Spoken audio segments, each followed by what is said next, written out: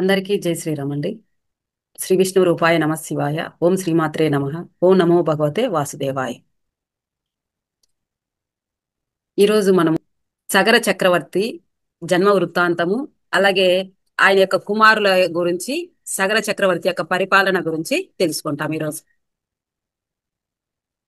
సగరుడు ఎవరు, ఆయనకి ఎంతమంది కుమారులు, ఆ పేరు మీరందరూ వినే ఉంటారు. ఆ విషయాలని మనం ఈరోజు తెలుసుకుందాం అనమాట. సగరుడి గురించి మనం అందరము అనేక సార్లు ఆయన పేరు అనేక మంది విన్నాము, వింటూనే ఉండింటాము. భగీరథ ప్రయత్నం ద్వారా గంగని కిందకి తీసుకొచ్చారనేసి మనకి భగీరథుని యొక్క కథలో మనం వింటా ఉంటాం సగరుడి గురించి. సగర చక్రవర్తి కూడా షట్ చక్రవర్తులలో ఆయన కూడా ఒకరు. మరి అంత గొప్ప పేరు పొందినటువంటి ఆ సగరుడి యొక్క జన్మ వృత్తాంతము, మిగిలినటువంటి ఆయన పరిపాలన విషయాలన్నీ తెలుసుకుందాం ఈరోజు. సగర చక్రవర్తి తండ్రి పేరు బాహుకుడు.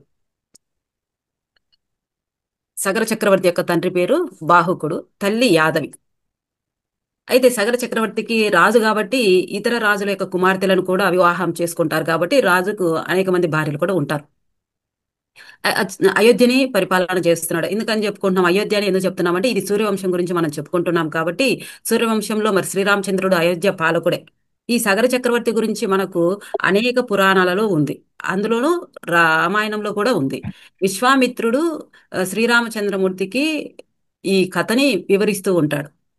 అది మనకు ఇలా ఉంది. అలాగే భాగవతంలో వచ్చింది, అలాగే బ్రహ్మ పురాణంలోనూ ఉంది, ఇది విష్ణు పురాణంలో కూడా ఉంది. అలాగే మహాభారతంలో కూడా మనకి కనిపిస్తుంది ఈ సగర చక్రవర్తి, ఆ భగీరథ ప్రయత్నం రెండు కూడా. అయితే ఇందులో మనకి ఈ సగరుడు ఎవరు అనే విషయాలని మనకు విశ్వామిత్రుడు బాలకాండలో రామచంద్రుడికి చెప్పినట్టుగా మనకి కనిపిస్తుంది అనమాట. అయితే కొన్ని కొన్ని చోట్ల మాత్రం వశిష్ఠుడు చెప్పినట్టుగా కూడా మనకు అర్థమవుతుంది. సరే, ఏదేమైతేనే మనము సగరుడి గురించి తెలుసుకుంటున్నాం. సగరుడి యొక్క తండ్రి బాహుకుడు, తల్లి యాదవి. అయోధ్యని పరిపాలన చేస్తున్నాడు. చాలా చక్కగా పరిపాలన చేస్తున్నటువంటి ఈ బాహుకుడు ఒకానొక సమయంలో తాళజంజుడు అనేటువంటి ఒక రాజు యొక్క దాడిలో, అంటే మామూలుగా రాజ్యాలు ఒకరిపైన ఇంకొకరు దాడి చేసుకుంటూ రాజ్యాలను ఆక్రమించడానికి ప్రయత్నం చేస్తూ ఉంటారు. అందులో భాగంగా తాళజంజుడి యొక్క దాడిలో అతను దండయాత్ర చేస్తే అయోధ్య రాజ్యంపైకి, తాళజంజుడి యొక్క చేతిలో ఇతను ఓడిపోతాడు. ఇతను ఆ, ఎవరు తండ్రి అయినటువంటి బాహుకుడు. ఇతను ఓడిపోయి ఔరవ మహర్షి యొక్క ఆశ్రమానికి వెళ్ళారు. సరే, ఈ యుద్ధంలో ఓడిపోక ముందు ఆయనకి సంతానం లేదు కాబట్టి ఆ సంతానం కోసం ప్రయత్నం చేస్తూ, అంటే ఆ యజ్ఞయాగాలు ఇవన్నీ చేస్తూ సంతానం కావాలని చేసినటువంటి ఏ, యజ్ఞయాగాల ఫలితంగా ఇతని యొక్క భార్య యాదవికి గర్భం రావడం జరుగుతుంది. ఆమె గర్భం దాలుస్తుంది. అయితే ఇతర ఆ, ఆమెకి మిగిలినటువంటి సవతి సోదరులు ఉంటారు కాబట్టి ఆమెకి, సరే, సారీ సవతులు అనే వాళ్ళు ఉంటారు కాబట్టి, అంటే ఇతర భార్యలు ఉంటారు కాబట్టి రాజుకి, వాళ్ళకి బాధ కలిగింది ఈమెకి సంతానం కలగబోతుంది అని. అప్పుడు సంతానం కలగబోతుందని బాధపడినటువంటి వాళ్ళు ఏం చేశారంటే, ఈమెకి పాలలో విషం ఇచ్చేశారు. ఆమె గర్భం అనేది విచ్ఛిన్నం అవ్వాలి. దానితో పాటు, అంటే ఇంకా ఆమెకి ఏమన్నా కానీ వాళ్ళ ఉద్దేశం ఏంటంటే గర్భం అనేది ఉండకూడదు. ఎందుకంటే రాజు, మనం అనేక కథలలో చూసాం, రాజు ఏంటి, ఏ వరకైతే కుమారుడు కలిగి ఉంటాడో ఆమెని బాగా ప్రేమిస్తాడు, ఆ బాబుని బాగా ప్రేమిస్తాడు. అందుకని రాజు యొక్క ప్రేమ కరువైపోతుందని భావించి ఆమె అలా విషయం ఇవ్వడం జరిగింది. ఇప్పుడు యాదవి గర్భంతో ఉన్న సమయంలో ఆ విషయం ఆమెకు తెలియకుండానే ఆమె తాగేసింది. అయితే విషయం తాగింది. ఆ తాగిన విషయం తల్లి నుంచి ఎప్పుడు కూడా ఏం తిన్నా కూడా అది బిడ్డకే పోతుంది కాబట్టి గర్భంలో ఉన్నప్పుడు ఇది ఈ ఈ సగరుడు గర్భంలో ఉన్నాడు. ఈ సగరుడికి ఆ విషం అనేది తీసుకోవడం జరిగింది. అందువలన ఆ విష ప్రభావంతో అతను గర్భంలో కదలకుండా అలాగే ఉండిపోయాడు. అలా 7 సంవత్సరాల పాటు అతను అలాగే గర్భంలో కదలకుండా ఉండిపోయాడు. మామూలుగా అయితే ప్రసవం అవ్వాలి. ఆ దాని వలన అతను అటు ఇటు కదలకుండా స్తబ్దుగా ఉండిపోయినాడు లోపల, అంటే ఆ పవర్కి. ఈ లోపల ఆ ఇతను బాహుకుడు యుద్ధరంగంలో ఓడిపోవటం, అతను ఔరవ మహర్షి యొక్క ఆశ్రమానికి, ఇతను ఆమె ఆశ్రమానికి వెళ్ళటము, అక్కడ ఉండడం జరిగింది. అక్కడ ఆశ్రయం పొందారు. ఎందుకంటే రాజ్యం పోగొట్టుకున్నారు, అయోధ్య రాజ్యాన్ని పోగొట్టుకున్నారు. అలా ఔరవ మహర్షి యొక్క ఆశ్రమంలో ఉంటూ జీవిస్తున్న కాలంలో వయసు పైనబడి బాహుకుడు, సగరుని తండ్రి బాహుకుడు మరణించాడు. వయసు పైన పడడంతో మరణించాడు. అప్పుడు ఆయన మరణించినప్పుడు యాదవి ఏమంటుందంటే పట్టమహిషి కాబట్టి ఆయన మరణించాడు, నేను కూడా ఆయనతో పాటు మరణిస్తాను, నాకు కూడా ఉండాలని లేదు అని చెప్పి ఆమె కూడా మరణించడానికి సిద్ధమైతే అప్పుడు ఔరవ మహర్షి ఏం చేశారంటే, అలా మరణించకూడదమ్మా, నువ్వు నీకు గర్భంతో ఉన్నావు, నువ్వు గర్భంతో ఉన్న వాళ్ళు అలా చేయకూడదు, నువ్వు ఇంకొకరికి జన్మనివ్వాలి, వాళ్ళు కూడా ఈ వంశాన్ని అభివృద్ధి చేయాలి, నువ్వు ఇలా చేయడం అనేది మంచి పద్ధతి కాదు అని చెప్పి ఆమెను అతను ఆపడంతో ఆమె యాదవి ఆగిపోయింది. అలా యాదవి ఆగిపోయింది. తర్వాత ఆమెకి 7 సంవత్సరాల లోపల సగరుడు తల్లి గర్భంలోనే ఉండి ఆ తర్వాత ఆయన ఆయన జన్మ తీసుకోవడం జరిగింది. ఆమె ప్రసవమైంది, బిడ్డ జన్మించాడు. ఈ సగరుడు పుడితే అప్పుడు ఔరవ మహర్షి అంటాడనమాట, విషం తాగి ఉన్నాడు కాబట్టి అతనికి, విషయం అనేది మనము గరళం అంటాం కాబట్టి ఈయన మనకు పరమశివుడు కూడా ఆ తండ్రి క్షీరసాగర మదనం అప్పుడు ఆ విషం తాగి గర్లకంఠుడు అని పేరు పొందాడు. అలాగే ఇక్కడ కూడా సగరుడు అని పేరు ఈయన పెట్టాడు. అంటే స అంటే మంచి, కానీ గర అంటే విషం కాబట్టి సగరుడు అని పేరు పెట్టడం జరిగింది. అంటే విషము తీసుకున్నాడు కాబట్టి, గర్భంలోనే ఉన్నప్పుడు విషము ప్రభావం ఆయన మీద పడింది కాబట్టి సగరుడు అనే పేరుతో ఆయనను పిలవడం జరిగింది. ఔరవ మహర్షి ఆశ్రమంలోనే ఉన్నాడు, అక్కడే అతను పెరుగుతూ ఉన్నాడు. అక్కడే అతను పెరుగుతూ ఉన్నాడు, చాలా కాలం జరిగింది, కొద్దిగా పెద్దవాడైపోతున్నాడు కాబట్టి ఔరవ మహర్షినే తండ్రిగా భావించి ఆయన ఉంటున్నాడు. అయితే ఒకానొక రోజున ఔరవ మహర్షిని పిలిచాడు, తండ్రిగా పిలిచి మాట్లాడుతూ ఉన్నప్పుడు, అలాగే ఆ సమయంలో వాళ్ళ అమ్మగారు చెప్తారయ్యా, మనకి ఈయన తండ్రి కంటే మించిన వ్యక్తి, తండ్రి గారు అయితే కాదు, ఆయన కంటే మించిన వ్యక్తి, మనల్ని పోషిస్తూ ఉన్నాడు, మనల్ని రక్షిస్తూ ఉన్నాడు, మీ నాన్నగారు ఇలా మరణించారు, మన రాజ్యం వచ్చి అయోధ్య, తాళజంజుడి యొక్క యుద్ధంలో మనము నాన్నగారు ఓడిపోయారు, ఇప్పుడు తాళజంజుడు అయోధ్యని పరిపాలన చేస్తా ఉన్నాడు, మనమేమో ఈయన దగ్గర ఉండిపోయాం, మరి తిరిగి రాజ్యాన్ని పొందే శక్తి లేక మీ నాన్న వయసు అయిపోయింది కాబట్టి ఇక్కడికి వచ్చి ఆశ్రయం పొందాము, ఇప్పుడు మన రాజ్యం అయోధ్య అని చెప్పేసి ఆమె అయోధ్య గురించి, అయోధ్యని పాలన చేస్తున్న తాళజంజుడి గురించి వివరించింది. అలాగే తాళజంజుడి యొక్క దుష్ట పరిపాలనలో ప్రజలు ఎంత ఇబ్బంది పడుతున్నారు అనే విషయాన్ని కూడా ఆమె వివరించడంతో అప్పుడు సగరుడికి తన రాజ్యం గురించి తెలిసింది. అప్పటి వరకు అతను ఆశ్రమంలో వాళ్ళలాగే పెరుగుతూ ఉన్నాడు, కానీ తను ఒక రాజకుమారుడిగా తనకు ఒక రాజ్యం ఉంది అని చెప్పేసి ఆయనకు తెలియదు. ఇప్పుడు విషయం తెలుసుకున్నాక ఆయన ఏం చేశాడు, సార్ విషయం తెలిసింది కదా, నా రాజ్యాన్ని నేను చేజిక్కించుకోవాలి, నా తాతలు తండ్రుల నాటి రాజ్యాన్ని నేను పోగొట్టుకోకూడదు అని భావించి ఆయన రాజ్యాన్ని జయించడానికి సిద్ధపడ్డాడు. అప్పుడు వాళ్ళ కుల గురువు ఉన్నాడు, వశిష్ఠ మహర్షి ఉన్నారు. ఆ వశిష్ఠ మహర్షి అక్కడ ఆ అయోధ్య రాజ్యంలోనే ఉన్నారు. ఆయన మామూలుగా అయితే వాళ్ళు రాజు పిలిచినప్పుడు అయోధ్య రాజ్యానికి వస్తారు, మిగతా సమయంలో అంతా వాళ్ళు ఆ వనవాసంలో ఉండి వాళ్ళు వాళ్ళ యొక్క కార్యక్రమాలు చేసుకుంటూ ఉంటారు. ఇప్పుడు ఆయన వశిష్ఠ మహర్షి దగ్గరికి వెళ్ళి సలహా కోరాడనమాట, ఇలా ఉంది, మరి నా రాజ్యాన్ని నేను జయించుకోవాలనుకుంటున్నాను, ఏం చేయమంటారో చెప్పండి అని. కానీ ఈయన వెళ్ళక ముందుగానే ఆ యొక్క అయోధ్య ప్రజలందరూ కూడా వశిష్ఠ మహర్షి దగ్గరికి వెళ్ళారు. వెళ్ళి ఇలా మేము తాళజంజుడి యొక్క పాలనలో ఇబ్బంది పడుతున్నాము, మాకు ప్రశాంతత లేదు, పరిపాలన మంచిగా లేదు, మేము అనేక కష్టాలకి సమస్యలకి ఎదుర్కోవాల్సి వచ్చింది, కాబట్టి మాకు మీరు కులగురువు ఈ యొక్క మొత్తానికి, మరి మీరు సలహా ఇవ్వండి, ఈ రాజ్య పాలకుడిని మళ్ళీ తీసుకురండి అని చెప్పి అడుగుతారు వీళ్ళు వెళ్ళి. అప్పుడు వశిష్ఠ మహర్షి ఏమంటారంటే, బాహుకుడు లేడు, బాహుకుడు ఇప్పుడు వయసు అయిపోయింది, ఆయన మరణించాడు, ఆయన కుమారుడు సగరుడు ఔర మహర్షి ఆశ్రమంలో పెరుగుతూ ఉన్నాడు, ఆయన కుమారుడు సగరుడిని మీరు ఆహ్వానించండి, ఆయన వచ్చి జయించుకొని ఈ రాజ్యాన్ని మళ్ళీ కాపాడి పరిపాలన చేస్తాడు అని చెప్పేసి ఈ ప్రజలకు కూడా వివరించడం జరిగింది. ఆయన తర్వాత ఈ ప్రజలకి చెప్పిన తర్వాత ఈ సగరుడు కూడా అడగడం జరిగింది వశిష్ఠ మహర్షిని. వశిష్ఠ మహర్షి చెప్పాడు, వచ్చి రాజ్యాన్ని జయించుకొని పరిపాలన చెయ్యి, మీకు మళ్ళీ మేము ఉంటాము అండగా అని చెప్పడంతో సరే అనుకుంటారు. ప్రజలందరూ ఔర మహర్షి ఆశ్రమానికి వెళ్ళారు అందరూ. ఆ, ఎందుకని, ఈ సగరుణ్ణి రాజ్యంలోకి ఆహ్వానించి జయించుకొని రాజ్యాన్ని కాపాడి రాజ్యపాలకుడిగా ఉండమని. అప్పుడు సగరుడు ఆ, దగ్గరికి వెళ్తే అందరూ వెళ్ళి సగరుణ్ణి అడగడంతో ఆ, 5 రోజులు అక్కడే నిరీక్షించారు సగరుడి దగ్గర ఔర మహర్షి ఆశ్రమంలో. తర్వాత సగరుడు నిర్ణయించుకొని ఆ యొక్క ఔర మహర్షి యొక్క ఆశీస్సులతో, వశిష్ఠ మహర్షి యొక్క ఆశీస్సులతో ఆయన ప్రజలతో పాటుగా ఆ అయోధ్యకు వచ్చి తాళజంజుడిపై దాడి చేసి ఆ తాళజంజుడిని ఓడించి రాజ్యాన్ని చేజిక్కించుకొని రాజ్యానికి పట్టాభిషిక్తుడై పరిపాలన చేయడం ప్రారంభించాడు. ఆ విధంగా సగర చక్రవర్తి రాజ్య పాలకుడు అయ్యాడు. అంటే తండ్రి పోగొట్టుకున్నటువంటి రాజ్యాన్ని తిరిగి సగరుడు జయించుకోవడం జరిగింది. ఆ రాజ్యమే అయోధ్య. ఈయన యొక్క వారసులలో నెక్స్ట్ కొన్ని తరాలు పోతే మనకు శ్రీరామచంద్రుడు ఆ అయోధ్యకి పాలకుడు అవుతాడనమాట. సరే, ఇప్పుడు మనం సగర చక్రవర్తి పాలకుడిగా రావడం అనేది జరిగింది. సగరుడు పాలకుడిగా వచ్చిన తర్వాత పాలన చేసే క్రమంలో ఒకానొక సమయంన ఆయనకి వివాహం కూడా జరిగింది.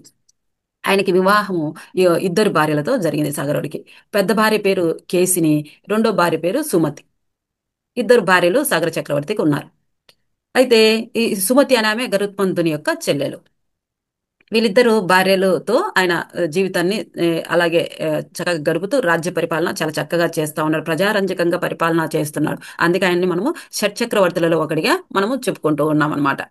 అయితే ఈయనకు కూడా సంతానం కలగలేదు. సంతానం కలగపోయేసరికి ఆయనకు కూడా బాధ కలిగింది. ఎందుకంటే వారసుడు ఉండాలి కాబట్టి, రాజ్యపాలనలో వారసుడు అనే వాళ్ళు ఉండాలి కాబట్టి, రాజ్యపాలన అని కాదు, ఇప్పుడు మనమైనా కూడా సంతానం కలగకపోతే ఎన్ని బాధలు పడుతున్నారో, ఎన్ని రకాలైనటువంటి ఏ, వాటికి ఎదుర్కొంటున్నారో, అలాగే హాస్పిటల్ చుట్టూ ఎలా తిరుగుతున్నారో ఆ సంతానం కోసం. మరి అలాగే ఆయన కూడా అనేక రకాలుగా బాధపడి, అయ్యో నా తర్వాత పరిస్థితి ఏంటి, నా ఇంటి వంశ పరిస్థితి ఏంటి అని ఆలోచించుకుంటూ ఆయన పర్వతం దగ్గరికి, ప్రస్రవణము అనేటువంటి పర్వతం దగ్గరికి వెళ్ళాడనమాట.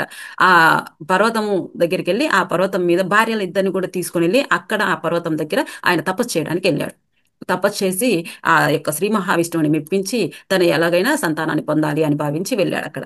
అక్కడికి వెళితే అక్కడ భృగు మహర్షి ఆ ఆశ్రమం ఆ పర్వతం మీద ఉన్నారు. ఈయన 100 సంవత్సరాలు తపస్సు చేశాడు. 100 సంవత్సరాలు తపస్సు చేస్తే ఆ 100 సంవత్సరాలు తపస్సుకి మెచ్చినటువంటి భృగు మహర్షి అక్కడే ఉన్నారు కాబట్టి, భృగు మహర్షి 100 సంవత్సరాల తపస్సుకు మెచ్చి ఆయన వచ్చి నీకేం వరం కావాలో కోరుకో, ఇన్ని సంవత్సరాలు నువ్వు తపస్సు చేశావు అని చెప్పేసి అడిగారు. అడిగితే ఆయన ఏమన్నారంటే, నాకు సంతానం లేదు, నేను సంతానం కోసం వచ్చాను ఇక్కడికి, నాకు సంతానం ఇచ్చేటువంటి భాగ్యాన్ని ఇవ్వండి, సంతానం కలిగేటువంటి భాగ్యాన్ని మీరు అనుగ్రహించండి, మీరు కాకపోతే ఇంకెవరు చేస్తారు, నేను అందుకే ఇక్కడి వరకు వచ్చాను, మీ అనుగ్రహం నాకు ఉండాలి, ఆ శ్రీ మహావిష్ణువు ఆ తండ్రి యొక్క అనుగ్రహం కూడా ఉండాలని ఇంత దూరం వచ్చి తపస్సు చేసుకుంటున్నానని అడిగితే, నీకు నువ్వు కోరుకున్నటువంటి విధంగా నీకు సంతానం కలుగుతుంది. అందులో నీకు ఒకరేమో శక్తివంతుడైనటువంటి కుమారుడు జన్మిస్తాడు, అతని వంశం ఆ విధంగా వృద్ధి చెందుతుంది. ఇంకొకరేమో ఉత్సాహవంతులు, అన్నిట్లోనూ ఆతృతగా తొందరగా చేయాలనేటువంటి ఆ వ్యక్తులు, ఉత్సాహంతో ఉండేటువంటి 60,000 మంది కుమారులు సంతానంగా కలుగుతారు. అంటే మొత్తం మీద నీకు 60,001 మంది సంతానం కలుగుతారు అని చెప్పి భృగు మహర్షి ఈయనకి అనుగ్రహం ఇవ్వడం జరిగింది. ఇంకా నువ్వు నీ భార్యలను తీసుకొని రాజ్యానికి వెళ్ళు, రాజ్య పరిపాలన చెయ్యి, అక్కడ రాజ్యంలో సుభిక్షణంగా పరిపాలన చేస్తూ జీవితాన్ని కొనసాగించు, నీకు సంతానం కలుగుతుంది, రాజ్యానికి వెళ్ళు అని చెప్తాడు. అలా రాజ్యానికి వెళ్ళు అని చెప్పినాక సరే ఆయన భార్యలను తీసుకొని ఇంకా వెళ్ళిపోదాం పదండి, అక్కడ మహర్షి నాకు అనుగ్రహం ఇచ్చారు, మనకు సంతానం కలగాలని, కాబట్టి మనం ఇంకా తిరిగి రాజ్యానికి వెళ్దాం, రాజ్యపాలన చెయ్యాలి అని చెప్పేసి అడగడంతో భార్యలిద్దరూ ఏమని ఇచ్చారు ఏంటి అని అడిగారు. అంటే ఒకడేమో శక్తివంతుడైన కుమారుడు పుడతాడు, ఆయన వారసులు ఇలా ఉంటారు, అలాగే రెండో వారేమో 60,000 మంది కుమారులు ఉంటారు, వాళ్ళు ఉత్సాహవంతులుగా ఉంటారు అని చెప్పి చెప్పారు అని అనగానే, అవునా మరి ఎవరికి ఒకరు పుడతారు, ఎవరికి 60,000 మంది పుడతారు, మరి ఆ విషయం చెప్పలేదేంటి అన్నాడు. నేను అది అడగలేదు, నాకు సంతానం కావాలి కాబట్టి నేను అడిగాను, కావాలంటే మీరెళ్ళి అడగండి, మీలో ఎవరికి 60,000 మంది కావాలో, ఎవరికి ఒకరు కావాలో మీరెళ్ళి అడగండి, మీకు చెప్తారు ఎవరికి ఏ సంతానం అని చెప్తాడనమాట సాగర్. సాగర చక్రవర్తి ఆ మాట చెప్పగానే భార్యలిద్దరు మళ్ళీ ఆ భృగు మహర్షి దగ్గరికి వెళ్ళారు. వెళ్ళి మాలో ఎవరికి ఒకరు, ఎవరికి 60,000 మంది ఒకసారి వివరించండి అంటే, నేను అలా వివరించను, మీ మనసులో మీకు ఎవరు కావాలని కోరిక ఉందో మీరు అది చెప్పండి, దాన్ని నేను అనుగ్రహించేస్తాను అంట. అప్పుడు ఆమె ఏమంటుందంటే కేశిని, నాకు ఒక్కడే శక్తివంతుడైనటువంటి కుమారుణ్ణి ఇవ్వండి, అని నాకు ఒకడు చాలు అని అంటుంది. సుమతికి అప్పటి వరకు ఆతృత అనమాట. పెద్దామా 60,000 మంది కుమారులను అడుగుతుందేమో, అయ్యో నేను 60,000 మంది కుమారులను పోగొట్టుకుంటానేమో అని అనుకునింది. కానీ కేసిని ఒక కుమారుని అడగడంతో సుమతికి ఆనందం అయిపోయింది. సుమతి 60,000 మంది కుమారులు నాకు కావాలని కోరుకుంది. సరే మీరు మీ మనసులో ఏముందో, మీ మనసులో ఉన్న కోరికని నేను ఆ, అనుగ్రహిస్తున్నాను, మీకు మనోవాంఛ ఫల సిద్ధిరస్తు అని ఆయన అనుగ్రహించి పంపించేశాడు. ఆ విధంగా సగర చక్రవర్తి ఆ తర్వాత ఆయన భార్యలిద్దరూ అయోధ్య రాజ్యానికి వచ్చారు, చక్కగా పరిపాలన చేస్తున్నారు. కొంతకాలానికి వాళ్ళు గర్భం దాల్చడం జరిగింది. ఇద్దరు భార్యలు గర్భం దాల్చారు. పెద్ద భార్యకి కుమారుడు ఒకరు కలిగాడు. ఆ, అలాగే రెండో భార్య సుమతికి పెద్ద పిండం పుట్టిందనమాట. అయ్యో ఇంత పెద్ద పిండం పుట్టింది ఇదేంటా అని చెప్పేసి అనుకుని, ఆమెకు ముందుగానే వాళ్ళకి 60,000 మంది పిల్లలు పుడతారని తెలుసు కాబట్టి ఆ పిండము అంతా ముక్కలు చేస్తే ఆ మొత్తము పిండాన్ని విడదీస్తే 60,000 మంది చిన్న చిన్న పిల్లలు ఉన్నారు. వీళ్ళందరినీ సాకడం కష్టం కాబట్టి ఎక్కడికి పోయినా ఏదైనా ఇబ్బంది అవుతుంది కాబట్టి దానికోసం దాదులను పెట్టి, ఆయాలు ఉంటారు కదా, రాజుల దగ్గర దాసీలందరూ ఉంటారు కదా, దాదులను పెట్టి వాళ్ళందరినీ 60,000 నేతి కుండలను పెట్టి ఆ కుండల్లో ఉంచి వాళ్ళు పెరిగేదాకా చేశారనమాట. అలా చేసి ఆ 60,000 మంది పెరిగి పెద్దయి అంటే ముందు అందులో నుంచి వీళ్ళు ఆ బిడ్డ బయటికి వచ్చేటట్టుగా, ఇప్పుడు మనకి గుడ్డులో నుంచి పిల్ల బయటికి ఎలా వస్తుందో అలాగా ఆ కుండలో నుంచి వాళ్ళు పూర్తిగా ఆ రూపం అంతా వచ్చేసి కాళ్ళు చేతులు మొత్తం నీట్ గా వచ్చేసి వాళ్ళు ఉమ్, బిడ్డ బయటికి రావడానికి మనకి 9 నెలలకి బిడ్డ ఏ రూపం అయితే తీసుకుంటుందో ఆ రూపంలో ఉండేంత వరకు అందులో ఉంచి ఆ తర్వాత మళ్ళీ బయటికి వచ్చి వాళ్ళు పెరిగి పెద్దవాళ్ళు అయ్యారనమాట. ఆ విధంగా 60,000 మంది సంతానము, అలాగే పెద్ద భార్యకు ఒకరు, మొత్తం 60,001 మంది సంతానం కలిగారు సగర చక్రవర్తికి. ఇక్కడ వరకు బానే ఉంది. ఆయన సంతానం కోరుకున్నాడు, బాగుంది. అయితే ఇప్పుడు పెద్ద కుమారుడు అంశుమంతుడు ఈయన చాలా సంతోషంగా ఉన్నాడు. ఎందుకంటే గొప్పవాడు పుడతాడని చెప్పాడు కదా, ఇంకా నాకు సంతోషము, నా తర్వాత వారసుడు వచ్చాడు కదా అని చక్రవర్తి చాలా సంతోషంగా ఉన్నాడు. అయితే ఈ పెద్దవాడైనటువంటి అసమంజసుడు అతని పేరు, పెద్ద కొడుకు పేరు. ఇవి 60,000 మందికి మాత్రము ఒక్కొక్కరికి విడిగా పేరు పెట్టలేక సగరులు అని పెట్టారు. ఈయన సగర చక్రవర్తి కాబట్టి సగరుని యొక్క కుమారులు సగరులు అని పేరు పెట్టడం జరిగింది. పెద్ద కుమారుడు అసమంజసుడు అనమాట. అసమంజసుడు మంచి వ్యక్తే, గొప్ప పాలకుడే, గొప్ప వ్యక్తే. కానీ ఆమె అడగడం కూడా శక్తివంతుడైనటువంటి కుమారుని అడిగింది. కానీ ఇతనికి ఎప్పుడు చూసిన మనసులో క్రూరత్వం ఉంటుంది పెద్ద కుమారుడికి. అలా క్రూరత్వం ఉండడం వలన అతను ఏం చేసేవాడంటే ఆ, ఆ, బయట ప్రజల్ని నాతో పాటు ఆడుకోవడానికి రండి, నాతో పాటు సరయూ నదికి రండి, అక్కడ వెళ్ళి కొద్దిసేపు కాలక్షేపం చేసొద్దాము అని చెప్పేసి ఆ, పిల్లలను అంటే తనతో పాటు ఉన్నటువంటి వయసు వాళ్ళను పిలుచుకొని వెళ్తాడు. ఆ సరయూ నది దగ్గరికి వెళ్ళాక సరయూ నది దగ్గర లోపలికి ఒక దూరం నడుద్దాం రండి, నదిలో కొద్ది దూరం నడడం బాగుంది అని చెప్పి అలా నది దగ్గరికి తీసుకెళ్లి, అక్కడికి తీసుకెళ్లిన తర్వాత కొద్ది లోతుకు తీసుకెళ్ళాక అక్కడ వదిలేస్తాడు వాళ్ళని. వాళ్ళ పాపము ఆ నీళ్ళలో కొట్టుమిట్టాడుతూ కాపాడమంటే కాపాడు, వాళ్ళు బాధపడుతుంటే చూస్తాడు, వాళ్ళు మునిగిపోతుంటే చూస్తాడు. అలా చూసి వాళ్ళు చనిపోతుంటే కేకలేసుకుంటూ చనిపోతుంటే ఈయనకు ఆనందం. ఆ విధంగా పిల్లలందరినీ చంపేస్తా ఉంటాడు, తీసుకెళ్లడం చంపేయడం. రాజకుమారుడు ఆటాడికి రమ్మంటే పోకపోతే తప్పు అంటే ఆ, ఓ, ఇదంటారే అయ్యవారితో ఒక సామెత ఏదో ఉంది, నాకు ఈ టైంలో గుర్తు రావట్లేదు. అయ్యవారి కుమారుడితో ఆడుకున్న తిప్పలే. ఆ, ఉమ్, ఏంటి సార్ సామెత, మీరు చెప్పండి సార్. రాజబిడ్డను ఎత్తినా తప్పే, దించినా ఆ తప్పే. అట్లా మరి రాకపోతే ఇబ్బంది కాబట్టి రాజకుమారుడు అడిగాడు కాబట్టి, యువరాజు అడుగుతున్నారు కాబట్టి పోవాలి, వెళ్తేనేమో పిల్లలు చనిపోతున్నారు. ఇక ఆ తల్లిదండ్రులకి బాధ కలుగుతుంది, రాజుకు చెప్పడానికి మనసు ఒప్పట్లేదు ఏమంటారు అని. అలా చాలా కాలం చూసిన తర్వాత అప్పటికి ఆ అసమంజసుడికి పెళ్ళయింది, కుమారుడు కూడా ఉన్నాడు. కుమారుడి పేరు అంశుమంతుడు. ఇతను ఇలా చేస్తున్నాడు, ఇంకా తట్టుకోలేక ప్రజలు చెప్పారు సాగర చక్రవర్తికి, ఇట్లా మీ కుమారుడి ద్వారా మాకు ఇబ్బంది అవుతుంది, మా పిల్లలు అనేక మంది చనిపోతున్నారు, ఏదో ఒక నెపంతో తీసుకెళ్తాడు, ఎక్కడికో చోటికి తీసుకెళ్తాడు, తీసుకెళ్లి వాళ్ళు చనిపోయేదాకా మాత్రం అతను చూసి వాళ్ళు చనిపోయేదాకా ఆనందపడుతున్నాడు, ఇది మాకు ఇబ్బందికరంగా ఉంది అని చెప్పడంతో అప్పుడు సాగర చక్రవర్తి బాధపడి, అయ్యో నాకు ఇలాంటి కుమారుడు కలిగాడా, ఇంతమందిని బాధ పెడుతున్నాడా, నేను ప్రజల యొక్క క్షేమమే నా క్షేమం అని భావిస్తూ పరిపాలన చేస్తున్నాను, మరి అలాంటిది ఇలాంటి కుమారుడు నాకు వద్దు అని చెప్పి ఆయన ఏం చేశాడంటే రాజ్యంలో పనికిరాడు నాకు అని. మామూలుగా అయితే పెద్ద కుమారుడు ఇంటికి వారసుడు, ఈయన తర్వాత రాజ్య పాలకుడు కావాలి. అయితే అది నియమం, తండ్రికి పెద్ద కుమారుడు రాజ్యపాలకుడిగా రావాలి అని. కానీ ఇతను బుద్ధి మంచిది కాదు, పరిపాలన ఇంకేం చేస్తాడు, ఈ విధంగానే ఉన్న వ్యక్తి అంతమంది ప్రజల్ని పరిపాలన ఎలా చేస్తాడు. అందుకని కులగురు అయినటువంటి వశిష్ఠుడికి చెప్పి ఇతనిని రాజ్య బహిష్కరణ చేసేస్తాడు. అలా రాజ్య బహిష్కరణ చేసేస్తే అతను రాజ్యం నుంచి వెళ్ళిపోయాడు. అయితే ఇందులో మనకి బి దాస్ అనేటువంటి చరిత్రకారుడు ఏం చెప్తాడంటే, ఇప్పుడు ఉన్నటువంటి చరిత్రకారుడు ఏమంటాడంటే, అలా వెళ్ళిపోయినటువంటి వాడు అతను ఈజిప్ట్ ప్రాంతానికి వెళ్ళి అక్కడ పరిపాలన చేసినట్టుగా ఆయన ఆయన యొక్క గ్రంథంలో రాసుకున్నాడు అనమాట. మరి అది మనకు తెలియదు, మరి ఆయన హిస్టరీ పరంగా అబ్జర్వ్ చేసి రాసుకున్నటువంటి దాంట్లో ఈ యొక్క అసమంజసుడు అక్కడ పరిపాలన చేసినట్టుగా చెప్తున్నాడు. సరే, ఎట్లయితేనేమో మనకు పెద్ద కుమారుడు రాజ్యంలో లేడు, వెళ్ళిపోయాడు. పెద్ద కుమారుడు లేకుండా ఆగిపోయాడు. తర్వాత ఇప్పుడు పెద్ద కుమారుడు అసమంతుడు ఉన్నాడు, అంశుమంతుడు ఉన్నాడు, అలాగే సగరుడి మిగతా 60,000 మంది కుమారులు ఈయన దగ్గర ఉన్నారు. కొంతకాలం పోయిన తర్వాత సగర చక్రవర్తి యాగం చేయాలి అనుకున్నాడు. ఎందుకంటే యజ్ఞ యాగాలు చేస్తూ దేవతలని కి అవిస్సులు ఇస్తూ ఉన్నప్పుడు వాళ్ళు కూడా అనుగ్రహించి రాజ్యానికి సమయా అంటే అనుకూలమైన సమయంలో వర్షాలు అన్ని కురిపించడము, రాజ్యంలో పంటలు బాగా పండడము, సంపద బాగా రావటము, ఇవన్నీ ప్రజలు సంతోషంగా ఉండడం, ఇవన్నీ జరగాలి కాబట్టి యజ్ఞ యాగాలు అనేవి చేస్తూ ఉండాలి. అలా చేస్తూ ఉన్నటువంటి ఇతను ఒకానొక సమయంలో నేను అశ్వమేధ యాగం చేద్దాం అనుకుంటున్నాను, అశ్వమేధ యాగం చేసి ఏ, నా యొక్క, మనకు తెలిసిందే గుర్రము ఎంతవరకు వెళ్తే అంతవరకు ఆయన సరిహద్దు అని, అందువల్ల అశ్వమేధ యాగం చేస్తాను అని చెప్పి కుమారులకు చెప్పాడు. తర్వాత మనవడితో కూడా చెప్పి వశిష్ఠుడికి కులగురువు అయినటువంటి వశిష్ఠ మహర్షికి కూడా చెప్పేసి పండితులందరికీ చెప్పడం జరిగింది. అశ్వమేధ యాగానికి అన్ని సిద్ధం చేసుకున్నాడు. ఇంకా యాగాశ్వాన్ని వదలాలి కదా, అశ్వమేధ యాగం అన్నప్పుడు యాగాశ్వాన్ని కూడా వదిలాడు. యాగాశ్వాన్ని వదిలేటప్పుడు ఏం చేశాడంటే అంశుమంతుడు అంటే మన్మడు పెద్ద కుమారుడి కొడుకు అంశుమంతుడిని తోడుగా ఇచ్చి పంపించాడు. అంటే సైనికులు ఉంటారు, యాగాశ్వం ఎంతవరకు వెళ్తుందో అంతవరకు ఆ సైనికులతో పాటు అంశుమంతుడిని కూడా తోడు ఇవ్వడం జరిగింది. అలా అంశుమంతుడు ఆ సైనికులుతో కలిసి ఆ యొక్క అశ్వంతో ఆ గుర్రం ఎక్కడి వరకు వెళ్తుందో అక్కడికి వీళ్ళు వెళ్తూ ఉన్నారనమాట. ఒక్క నిమిషం.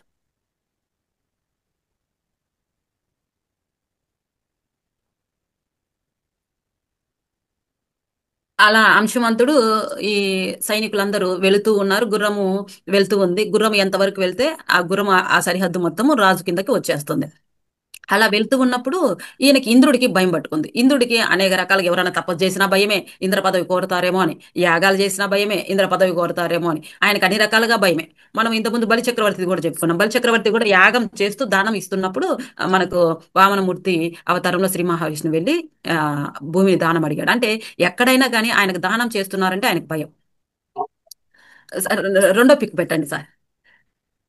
అయితే అలా ఆయన ఆ, కుమారుడు అంశుమంతుడు, మనమడు అంశుమంతుడు, ఇది కాదు సార్, ఆ ముందుది. ఇది ఉంచాయి, ఇది ఉంచాయి. ఆ, అంశుమంతుడు ఆ యొక్క సైనికులతో పాటు గుర్రంతో పాటు వెళ్ళిపోతున్నారు. ఈ ఇంద్రుడికి భయం వేసింది. ఈయన ఇంద్ర పదవి కోరుకుంటాడేమో, ఎందుకంటే షట్ చక్రవర్తుల్లో ఒకటిగా పేరు పొందినటువంటి వ్యక్తి సగర చక్రవర్తి, అంతటి గొప్పవాడు మరి. అందువలన ఈ ఇక్కడ నాకేమన్నా ఇంద్ర పదవికి ఏమన్నా పోటీకి వస్తున్నాడేమో, ఇతను అనేక యాగాలు చేశాడు కదా అని చెప్పి ఈ ఇంద్రుడికి భయం వేసి ఒక రాక్షస రూపంలో, మామూలుగా అయితే వచ్చేవాడు కాదు, ఆ రాక్షస రూపంలో వచ్చి ఏ, ఈ అశ్వాన్ని తీసుకొని వెళ్ళిపోయాడు. తీసుకొని వెళ్ళిపోయి పాతాళ లోకంలో ఉన్నటువంటి కపిల మహర్షి ఆశ్రమం దగ్గర అక్కడ కట్టేసి వెళ్ళిపోయాడు అనమాట. ఈ విషయము అంశుమంతుడికి తెలియదు వచ్చిన వ్యక్తి ఎవరో. ఎనిక్కొచ్చి తాతగారు మన యొక్క యాగాశ్వాన్ని ఒక వ్యక్తి వచ్చి తీసుకెళ్లిపోయాడు, మరి ఎక్కడికి తీసుకెళ్లాడు అనేది నాకు తెలియదు, అతనైతే తీసుకెళ్లిపోయాడు అని చెప్పి చెప్పాడు. మనవడొచ్చి మనవడొచ్చి చెప్పగానే సగర చక్రవర్తికి బాధ కలిగింది. అయ్యో, ఆ గుర్రం తిరిగి రాకపోతే ఎట్లా అని. సరే, అక్కడ ఉన్నటువంటి పండితులను అడిగాడు. యాగం చేస్తున్నారు కదా, యాగానికి ఉన్నటువంటి పండితులందరూ ఉన్నారు.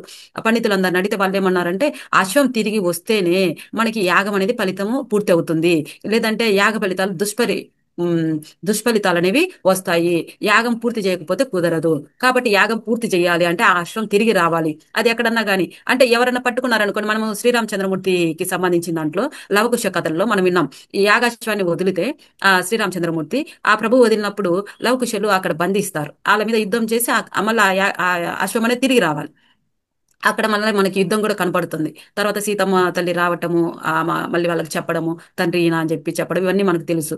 అలాగే అశ్వంని ఎవరైనా బంధిస్తే జయించి తెచ్చుకోవాలి, లేదా ఇంకెక్కడైనా ఉంటే తీసుకొచ్చుకోవాలి. మరి ఇప్పుడు రెండిట్లో ఏదైనా కానీ మెయిన్ ఏంటి, అక్కడ ముఖ్యమైనటువంటి అంశం ఏంటంటే యాగం, యాగాశ్వం తిరిగి వచ్చేయాలి. అక్కడ అప్పుడు యాగ ఫలితం ఉంటుంది, దక్కుతుంది, లేదంటే దుష్ఫలితం అనేది ఉంటుంది అని చెప్పి పండితులు చెప్పారు. అలా పండితులు చెప్పగానే ఈయన 60,000 మంది కుమారులు ఉన్నారు కదా, వాళ్ళని పిలిచాడు. మీరు 60,000 మంది ఉన్నారు. 60,000 మంది వెళ్ళి ఒక్కొక్కరు ఒక్కొక్క యోజనం, అంటే ఈ భూమి మొత్తం 60 యోజనాలు, 60,000 యోజనాలు చెప్పాడు ఇందులో మనకి భాగవతంలో. భూమి మొత్తం 60,000 యోజనాలు ఉంది. ఈ 60,000 యోజనాలలో మీరు 60,000 మంది ఉన్నారు. ఒక్కొక్కరు ఒక్కొక్క యోజనాన్ని ఏ, చుట్టిరండి. అలా చుట్టి తిరిగి రండి, ఎక్కడ కనపడుతుందో తీసుకురండి అని చెప్పి చెప్పాడు. అందరు 60,000 మంది భూమి అంతా తిరిగి గాలించేశారు. వాళ్ళకి ఎక్కడా యాగాశ్వం కనిపించలేదు. వచ్చి చెప్పారు, తండ్రి గారు మేము భూమి మొత్తము చూసాము, ఎక్కడ మాకు ఆకాశం కనిపించలేదు అని చెప్పేసి వాళ్ళు అడగడంతో, అయితే భూమిని తవ్వి ఎక్కడ ఉందో తీసుకురండి అన్నాడు. వాళ్ళు భూమిని, వాళ్ళ చేతులేమో వజ్రాల లాంటి గోర్లు అనమాట చేతులకు ఉన్నాయి. ఆ వజ్రాల లాంటి గోర్లేసి భూమిని తవ్వుతున్నారు. భూమిని తవ్వుతుంటే అనేక జీవరాశులు చనిపోతా ఉన్నాయి భూమిని తవ్వేటప్పుడు. మనం చూడండి, భూమిని తవ్వేటప్పుడు మనకు తెలియకుండానే ముందు చీమలే ఉంటాయి, సన్నగా మనకు కనిపించనివంటి అవి. ఆమ్, మనం తవ్వేటప్పుడు అవి ఆ మట్టిలో అటు ఇటు పడిపోతాయి. ఇంకా అనేక పురుగులు ఉంటాయి, అనేక క్రిమి కీటకాలు ఉంటాయి, అనేకం ఉన్నాయి మరి భూమిలో. మరి తవ్వుతుంటే వాటన్నిటికి ఇబ్బంది ఏర్పడింది. వాటన్నిటికంటే కూడా ముందుగా భూదేవి తల్లికి ఇబ్బంది అవుతుంది. మరి భూదేవి తల్లిని తవ్వుతున్నారు కదా, ఆ తల్లికి ఖేదం ఏర్పడింది, బాధ అయిపోయింది. అందుకని దేవతలందరూ వెళ్ళి బ్రహ్మదేవుడిని అడిగారు. ఇట్లా సగర చక్రవర్తి అశ్వం కోసము భూమిని తవ్విస్తున్నాడు. తన యొక్క 60,000 మంది కుమారులు వచ్చి భూమిని తవ్వుతున్నారు. అనేక జీవరాశులు చనిపోతా ఉన్నాయి. ప్రాణులన్నీ చనిపోతున్నాయి. మరి దీనికి మీరు ఏదో ఒకటి చెయ్యాలి అని చెప్పి ఆ దేవతలందరూ వెళ్ళి బ్రహ్మదేవుని అడగడం జరిగింది. అప్పుడు బ్రహ్మదేవుడు ఏమంటాడంటే, ఇంతటికి రక్షించాల్సిందే రక్షించేవాడు శ్రీ మహావిష్ణువు. ఆ తండ్రినే రక్షించాలి, ఇంకెవరం రక్షించేది లేదు. మరి ఆ తండ్రి మానవ రూపంలో ఆయన ఉన్నారు. ఇప్పుడు మానవ రూపంలో ఎక్కడున్నారు? పాతాళ లోకంలో కపిల మహర్షి రూపంలో ఆయన అక్కడ తపస్సు చేసుకుంటూ ఉన్నాడు. మనము శ్రీ మహావిష్ణువు యొక్క అవతారాలలో మనం ప్రారంభంలోనే చెప్పుకున్నాం కపిల మహర్షి గురించి. కపిల గీత అనేది సాంఖ్య దర్శనం అని ఆయన రాశాడని కూడా మనం చెప్పుకున్నాము. అలాగే తిరుపతిలో కపిల తీర్థం, ఆయన పేరు మీదుగా కపిల తీర్థం అనే పేరు వచ్చిందని కూడా మనం ఆ రోజు చెప్పుకున్నాం. ఆ కపిల మహర్షి అలాగే ఉన్నారు. తల్లి దేవహూతికి సాంఖ్య దర్శనం చెప్పి ఆమెకి మోక్షం పొందే మార్గం చూపించి అతను వెళ్ళి తపస్సు చేసుకుంటూ ఉన్నాడు. ఆ పాతాళ లోకంలోకి వెళ్ళి అక్కడ ఉన్నారు ఆయన. సరే, అక్కడ ఆయన ఉన్నారు. వీళ్ళు భూమిని తవ్వుకుంటూ అక్కడ కూడా తీసుకోకుండా, అది కూడా సరిపోక పాతాళ లోకం వరకు వాళ్ళు తవ్వుకుంటా పోతారు. మరి రక్షించవలసింది ఆ శ్రీ మహావిష్ణువు, ఆ తండ్రే కాబట్టి, ఆ ప్రభువే కాబట్టి వాళ్ళు అక్కడికి వెళ్ళినప్పుడు ఆయన చేతిలో వాళ్ళు ఆ ఇబ్బంది పడతారు. మీరేమి భయపడద్దు అని దేవతలందరికీ ఆయన సమాధానపరిచి తిరిగి పంపించేశాడు.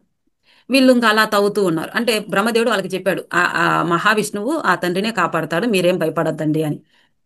60,000 మంది తవ్వుకుంటా తవ్వుకుంటా వెళ్ళారు. వాళ్ళకి భూమి అంతా తవ్వితే వాళ్ళకి ఎక్కడ కనిపించలేదు. మళ్ళీ వచ్చి చెప్పారు, ఇలా మేము తవ్వాము, మాకు ఎక్కడా కనిపించలేదు, మేము భూమిని అంతా తవ్వేశాము అని.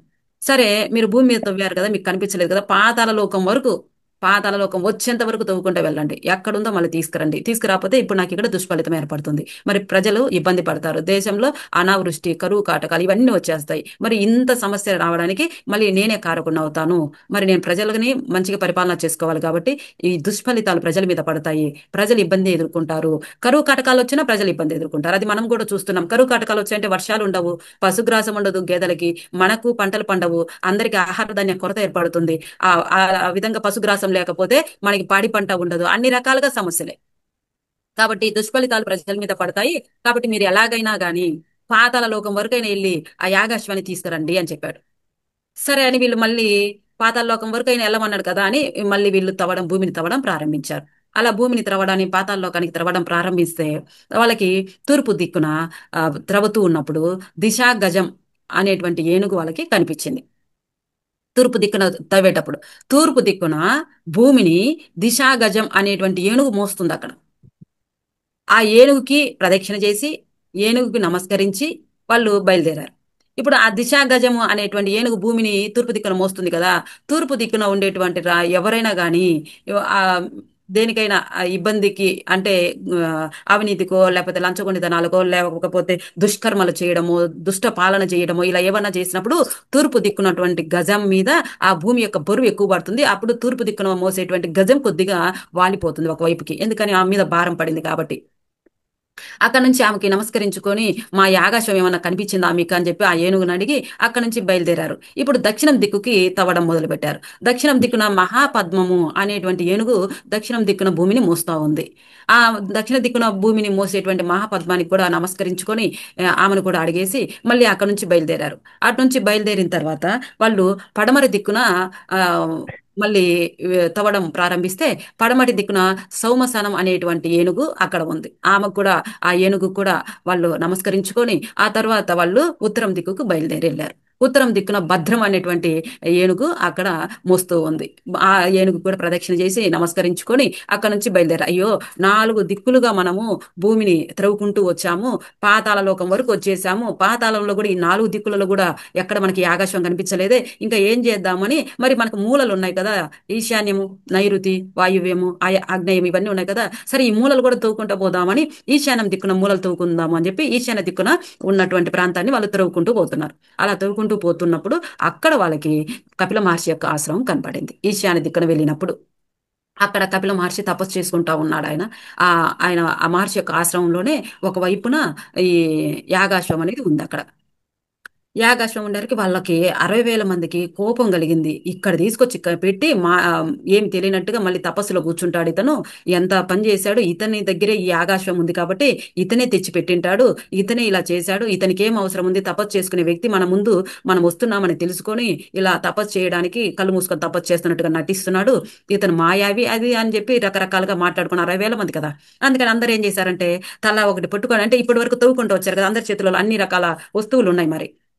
ఒకరికి అరగడ్డపార, ఇంకొకరికి సలికాపార అని, ఇంకొకటి అని, ఇలా రకరకాలుగా వస్తువులు ఉన్నాయి వాళ్ళ దగ్గర మరి తవ్వుతూ వచ్చారు కాబట్టి అవన్నిటిని పట్టుకొని కపిల మహర్షి మీదకి కొట్టడానికి బయలుదేరారు అందరూ. ఆ యొక్క అలికీడికి విని కపిల మహర్షి ఆ, కళ్ళు తెరిచి చూశాడు. చూశాక వీళ్ళందరూ ఆయన మీదకి రావడం ఆయన కనపడింది. ఒక్కసారికి హూంకరించి ఆ వాళ్ళ వైపు చూసేసరికి ఆయన యొక్క తపశ్శక్తితో ఆ చూపులు వాళ్ళ మీద పడగానే అందరూ భస్మైపోయి నేల మీద పడిపోయారు. బూడిద రూపంలో అందరూ నేల మీద పడిపోయారు అనమాట. ఆ బూడిద రూపంలో పడిపోయేసరికి ఇంకా ఏం చేసేదేముంది, కపిల మహర్షి మళ్ళీ తపస్సు చేసుకుంటూ ఉన్నాడు. సాగర చక్రవర్తి ఈ వెళ్ళిన వాళ్ళు ఇంకా తిరిగి రాలేదని బాధపడుతూ ఉంటే మనుమణికి చెప్పాడు అంశుమంతుడికి, నాయన మీ పినతండ్రులందరూ వెళ్ళారు, ఎవరు రాలేదు, నువ్వేదో పోయి చూసిరాపో, ఇంతకాలం అయిపోయింది, యాగ ఫలితం ఇబ్బంది అవుతుంది నాకు అని. మళ్ళీ అంశుమంతుడు మళ్ళీ వెళ్ళాడు. ఆయన వెళ్తే దిక్కులన్నిటికీ 4 దిక్కులకు వెళ్తే 4 దిక్కుల్లో ఉన్నటువంటి ఈ గజాలన్నీ ఆయనకు కనిపించాయి. ఆ గజాలతో ఈయన కూడా మాట్లాడి ఆ కాలంలో సత్యవంతుడు కాబట్టి, సత్య ధర్మ పరిపాలన జరుగుతుంది కాబట్టి వాళ్ళు కూడా ఈయనకు మాట్లాడి చెప్పారు ఇటువైపు వెళ్ళారని. అలా అన్ని దిక్కులుగా వెళ్ళి అన్ని దిక్కులను చూసిన తర్వాత ఈశాన్య దిక్కుకు వెళ్ళాడు. ఈశాన్య దిక్కుకు వెళ్ళి అక్కడ చూస్తే అప్పుడు ఆయనకు అక్కడ కపిల మహర్షి కనిపించాడు. కానీ యాగాశం అక్కడ కనిపిస్తుంది, వీళ్ళెవరు కనిపించలేదు. అప్పుడు గమనించి చూస్తే ఆ బూడిద రూపంలో వాళ్ళందరూ కనిపిస్తున్నారనమాట.